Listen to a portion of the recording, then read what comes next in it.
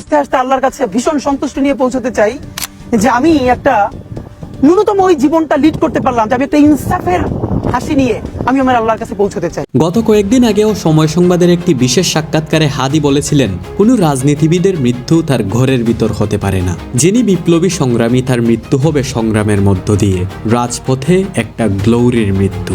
আর অবশেষে সেটাই হলো। ইনকিলাব মঞ্চের মুখপাত্র এবং ঢাকা ৮ আসনের সম্ভাব্য সংসদ সদস্য পদপ্রার্থী শরীফ ওসমান হাদি আর নেই। তবে তার মৃত্যুর আগের বলে যাওয়া কয়েকটা কথা না বললে নাই হয়। সময় সংবাদের সাক্ষাৎকারে হাদি বলেছিলেন, জীবন নিয়ে তো সংখ্যা আছে, কিন্তু আমার কাজে আমাকে সারাদিনই একা ঘুরতে হয়। কখনো কখনো হয়তো 10টা ছোট ভাই থাকে, আবার কখনো কখনো সারাক্ষণই একা ঘুরতে হয়। হাদি বলেন, হায়াত মৌতের মালিক আল্লাহ, তবে ন্যূনতম সিকিউরিটি নিয়ে চলাও কিন্তু সুন্নাহ।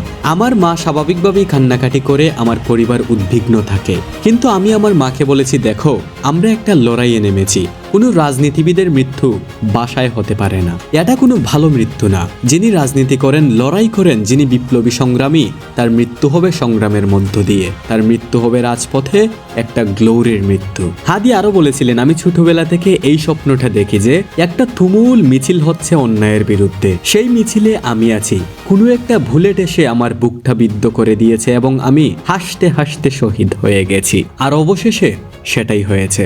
ইন্না লিল্লাহি ওয়া ইন্না ইলাইহি রাজিউন।